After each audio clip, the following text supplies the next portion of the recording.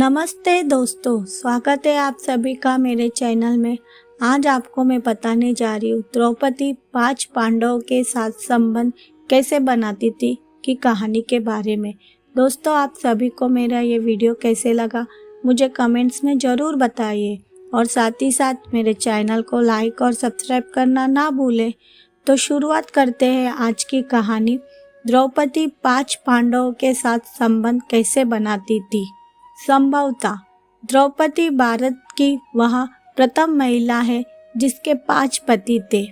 वह 5 पुरुषों के साथ रमन करती थी। लेकिन सबसे बड़ा सवाल यह है कि क्या आज के लोग यह समझते हैं कि द्रौपदी ने विवाह तो सिर्फ अर्जुन से ही किया था, तो क्या उसका रिश्ता सभी के साथ नहीं था। पांडवों को 12 वर्ष का वनवास और 1 वर्ष का अज्ञातवास मिला था। इस दौरान 5 पांडव एक कुम्हार के घर में रहा करते थे और भिक्षाट में मध्यम से अपना जीवन यापन करते थे। ऐसे में भिक्षाटन के दौरान उन्हें द्रौपदी के स्वयंवर की सूचना मिली। यहाँ यंत्र में बड़ी सी मछली घूम रही थी।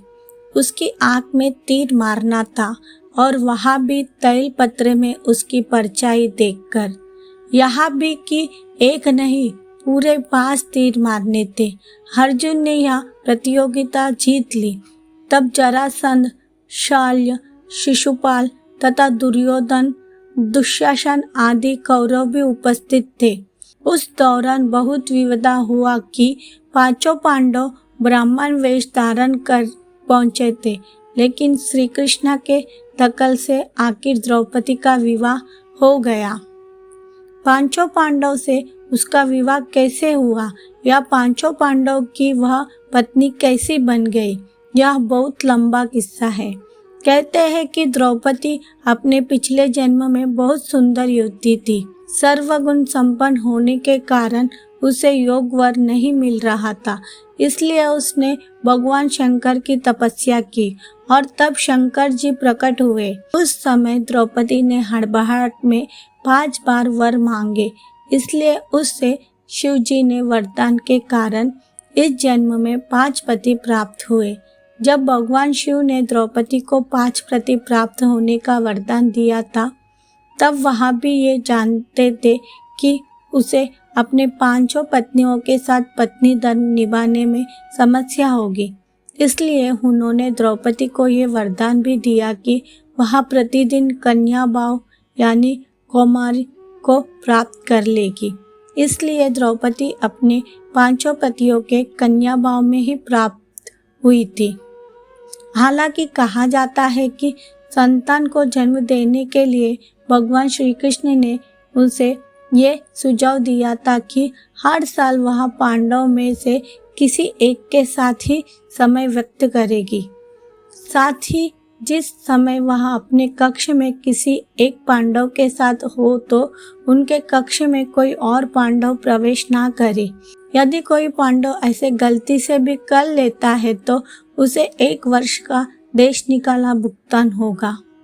माना जाता है कि द्रौपदी जो 5 पांडवों की पत्नी थी, 1-1 साल के समय अंतराल के लिए हर पांडव के साथ रहती थी।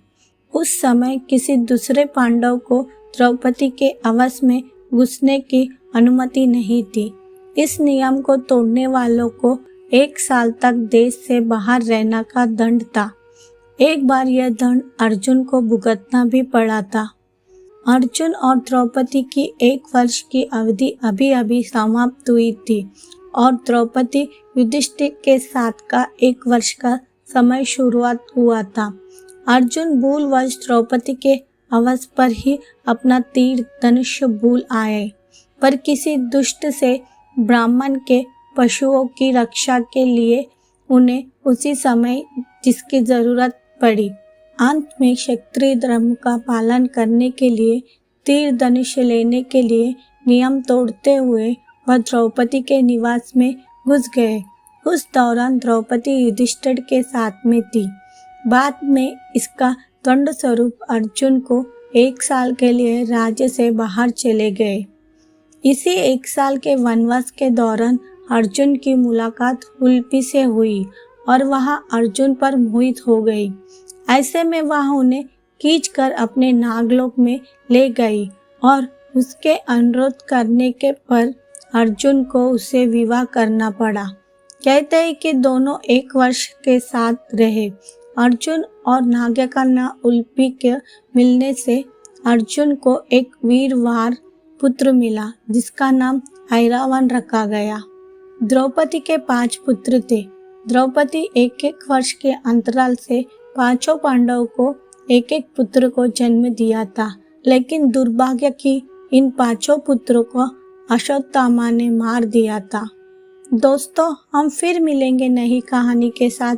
आज का ये वीडियो आप सभी को कैसे लगा मुझे कमेंट्स में ज़रूर बताइए और साथ ही साथ मेरे चैनल को लाइक और सब्सक्राइब करना ना भूलें। Thank you friend.